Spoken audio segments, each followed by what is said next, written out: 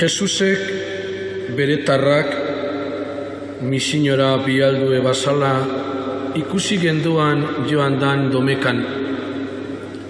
Gaurko evangelioak Jesusen eta ikasleen arteko hartu emon eta urkotasuna erakusten deuskuz.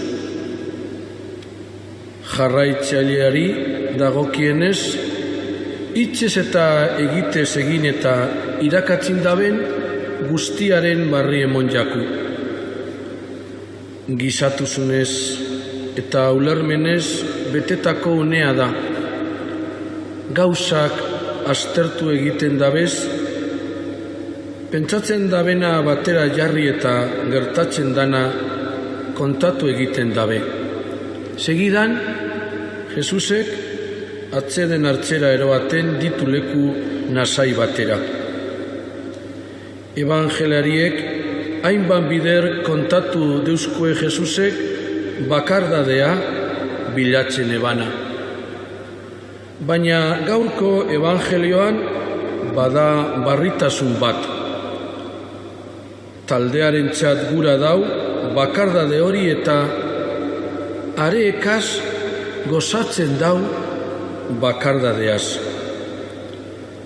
Jainkoaren erreunaren iragarpenari barriroekin aurretik atzenaldia eta isiltasuna bilatzea ez da ezoiokoa edo ezustekoa Jesusegan. Isiltasun eta bakardadean bereizten dira jainkoagaz bat egiteko bideak. Ez dugu aurkituko ez batzarretan, ez geletan ez da liburuetan be.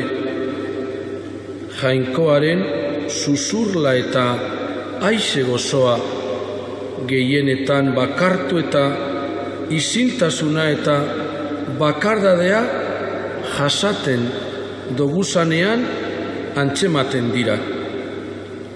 Badira jainkoak bakarri bake eta nasaitasunean emoten dituan ikasbideak.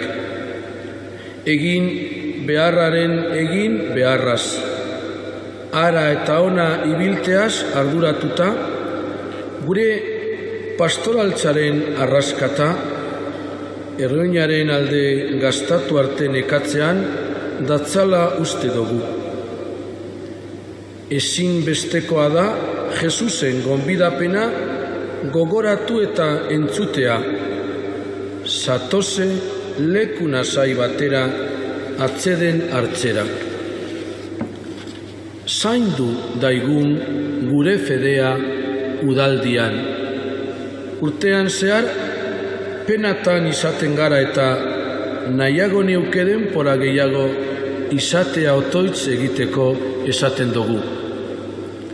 Hemen dugu aukera bikaina, hitza hausnartzeko unea da, Eukaristia presa barik ospatzeko.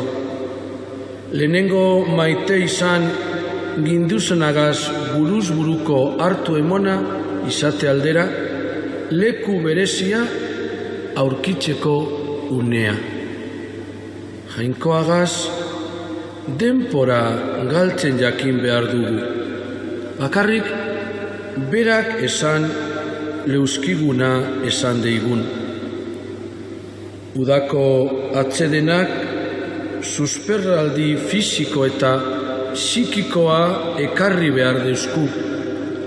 Baina ez hori bakarrik.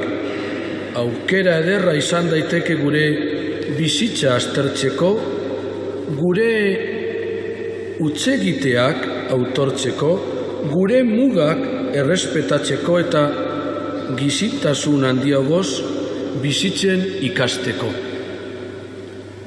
Benetan garrantzitsua dana zaindu eta landu behar dugu, hau da, jainkoaren ganako konfiantza, besten alde emondako maitasuna, bizitzearen poza, ondo egindako lana, barruko bakea. Jesus jenteaz errukitu egin zan, arratsain bako ardilez ebilzalako. Jesusi inguruku gertaerek erasan egiten deutze. Jesus arratsain ona da. Arei irakasten hasi zan. Geube bere iraskapen eta bizia geure egin gura doguz, eta alkarren hartzain izan gura dugu gure zuzentasuna Jesusen argitan bizi ahal izateko. Geldialdi eta atzenaldia da. Eta konpainia onaren bila bagalbiz, berea da onena. Onartu daigun. Eskerrik asko jauna, otoitz egitera deitzeagaitik, ez daigula sekula arreta galdu, zure maitasuna izan daiten beti gure janari. Holan izan daitela.